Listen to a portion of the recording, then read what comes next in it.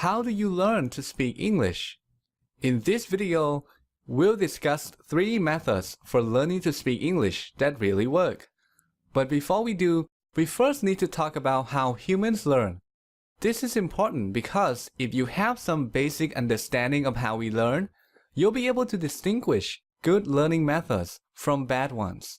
So let's begin. The first thing you need to know is that there are 2 types of learning. The first type of learning is called explicit learning or conscious learning.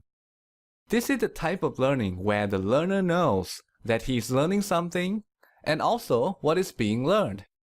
One example of explicit learning is studying grammar. When you listen to an English teacher explaining the past tense, you're learning English explicitly by consciously memorizing how to use the past tense. The second type of learning is called implicit learning or unconscious learning. In implicit learning, the learner doesn't know what is being learned. Oftentimes, he's not even aware that he's learning something. The learning happens unconsciously. One example of implicit learning is listening to a conversation in English. When you listen to a conversation, your main goal is not to learn English, but to understand the conversation. But by doing the activity, you're simultaneously learning English. You may not realize it, but you're learning many aspects of the English language, the sentence structure, the grammar, the vocabulary, and so on. So we can learn English in 2 different ways, either explicitly or implicitly. The question is, which way of learning is better? To answer this question, consider this. Just like there are 2 types of learning, there are also 2 types of knowledge, explicit knowledge and implicit knowledge. Explicit learning results in explicit knowledge, whereas implicit learning results in implicit knowledge. And there's a very big difference between these 2 knowledges. Accessing explicit knowledge requires conscious thought.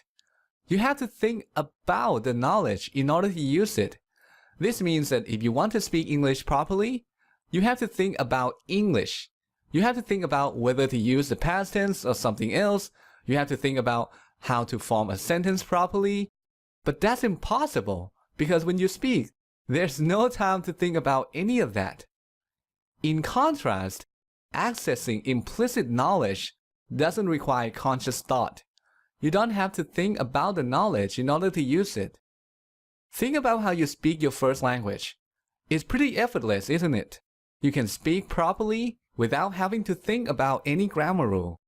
That is possible only because your knowledge of your native language is implicit. For this reason, implicit learning is a much better learning strategy.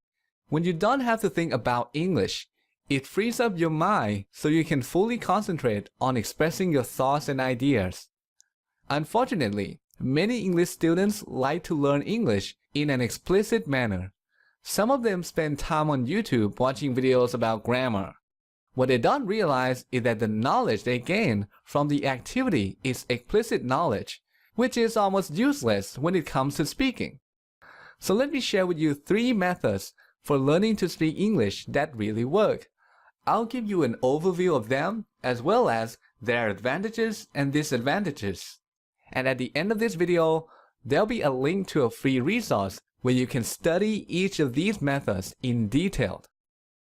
The first method is listening. Just listen to English as much as possible.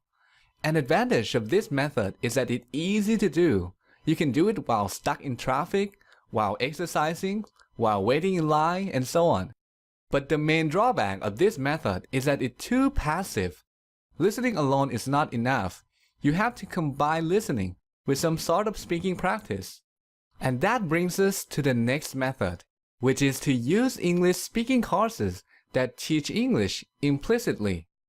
Let's see how these courses work. Is there a cat?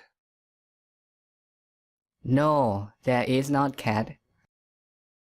No, there isn't a cat. What is there? There is a dog. A dog. There's a dog.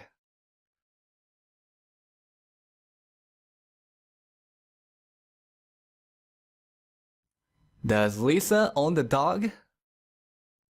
No, Lisa doesn't own the dog. No, she doesn't. Lisa doesn't own the dog. Who owns the dog then? Okay, so that's one example. Here's another one. There was a guy named John. He wanted to own a restaurant. Did John want to own a car? No, he didn't want to own a car. No, he didn't want to own a car. What did he want? He wanted to own a restaurant. Well, he wanted to own a restaurant. He wanted to own a restaurant. Who wanted to own a restaurant? Okay, so that's how it works. A key advantage of using a course like this is that you get feedback every time you speak. This allows you to learn and improve quickly. This is great for beginners. By using a course like this, the learner can expect to see significant improvements in a matter of months. But this method has some disadvantages too, one of which is limited learning. When you use a course like this, you get to learn only the words, phrases, and other things that are used in that course. And this is a problem because in order to speak English well, you need to keep expanding your vocabulary. Another problem is that at some point, it's going to become easy for you to practice with these courses, and you will stop improving. When that happens, you're going to need to use a different method in order to keep getting better. And that brings us to the last method, which is called imitation. This is a practice where you listen to a conversation or a story in English and then try to tell that story in your own words. And by doing so, you get to learn grammar, vocabulary, and other aspects of English. This is a great method for intermediate and advanced speakers.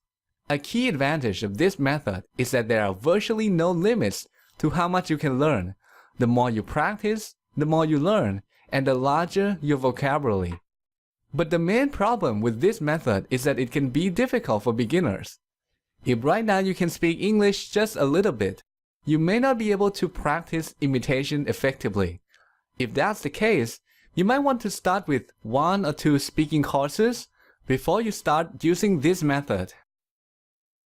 Okay, so that's an overview of 3 learning methods that work because they're all a form of implicit learning. If you want to learn more about these methods, check out this resource where you can find a tutorial on imitation, a list of recommended speaking courses, and a video series on how to practice listening the right way. Just click here to go to that resource.